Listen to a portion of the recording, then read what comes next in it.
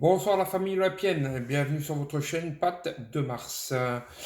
Ce soir, je vais vous faire l'avant-match du déplacement de l'OM à Lorient dimanche soir. Déplacement ô combien important, parce qu'avec tous les points qu'on perd à domicile, ben, pas le choix, hein, il faut les récupérer à l'extérieur.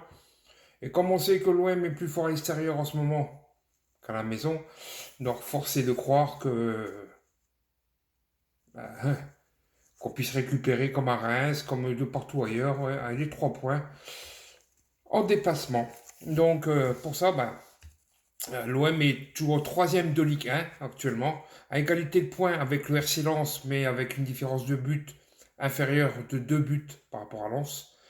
L'OM ne peut plus se permettre une nouvelle déconvenue. Donc le club phocéen qui souhaite se qualifier pour la prochaine Ligue des Champions devra rapidement entamer une série de victoires dans ce sprint final afin d'atteindre son objectif. Également, l'OM devra bien négocier son prochain déplacement sur la pelouse du Moustoir. Les hommes du Gore Tudor ont pour obligation de revenir du Morbihan avec et uniquement les 3 points. Car tout autre résultat placerait l'OM dans une situation assez délicate dans la course à la Ligue des Champions. Les Phocéens connaissent bien l'enjeu de cette rencontre et se présenteront face aux Merlus avec un léger avantage sur le papier. Sur le papier. Hein. Parce que sur le terrain, c'est toujours un peu différent. Puisque l'équipe adverse enregistre plusieurs absents. Julien Laporte et Yvon Mvogo sont tous deux indisponibles. Abergel est lui suspendu. Et à noter que Enzo Lefebvre est également incertain. Donc, on va parler un peu de Lorient.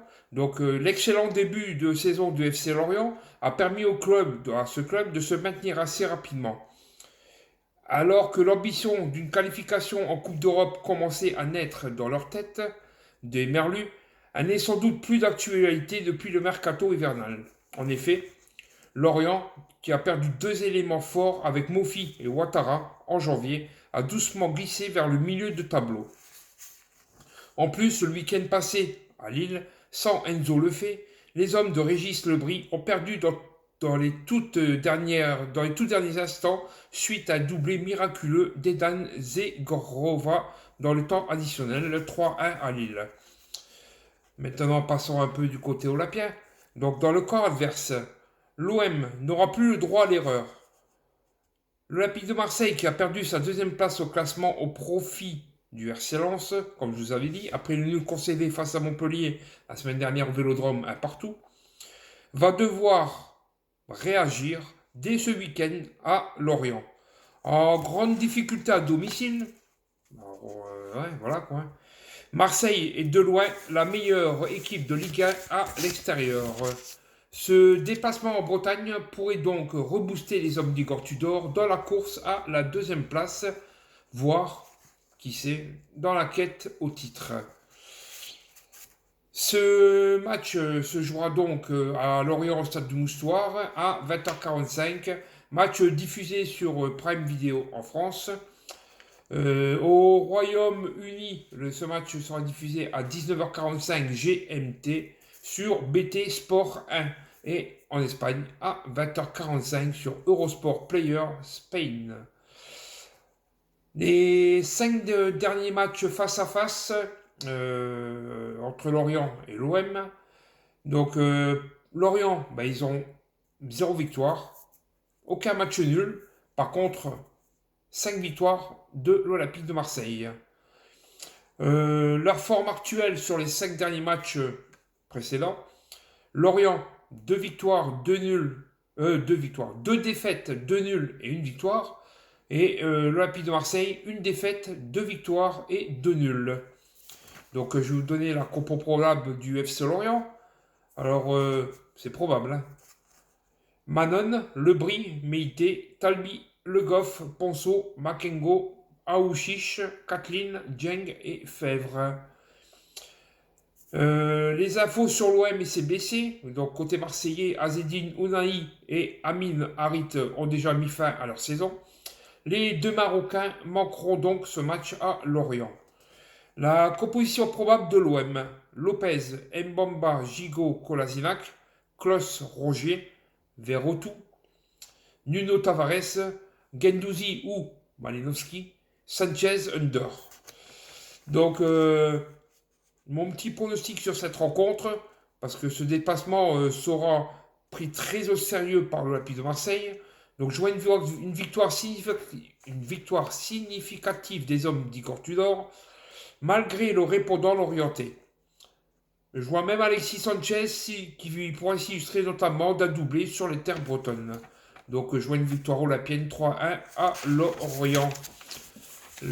Composition des arbitres pour ce match. Donc, Monsieur Willy Delajode sera l'arbitre principal de cette rencontre.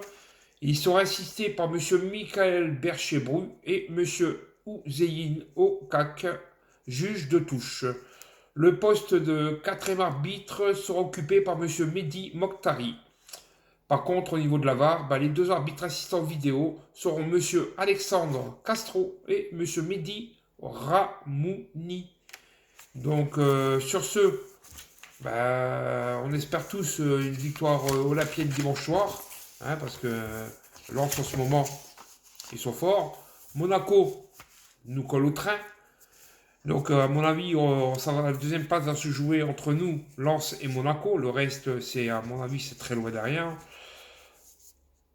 On ne sait jamais si Paris vient faire des contre-performances, mais bon, je ne crois pas trop. Mais de toute façon, il reste 9 matchs, 9 finales à jouer. 9 x 3, 27 points à prendre, maximum. Donc, il faut toujours y croire pour cette deuxième place, parce qu'elle est très très importante pour la suite du club, la saison prochaine du club aussi, pour la suite de la pérennité du club, et pour savoir quels joueurs on pourra recruter cet été, parce que sans Ligue des Champions, ça ne sera plus le même recrutement que si par exemple on va en Europa League ou en Conference League. Donc sur ce, on y croit tous dimanche soir.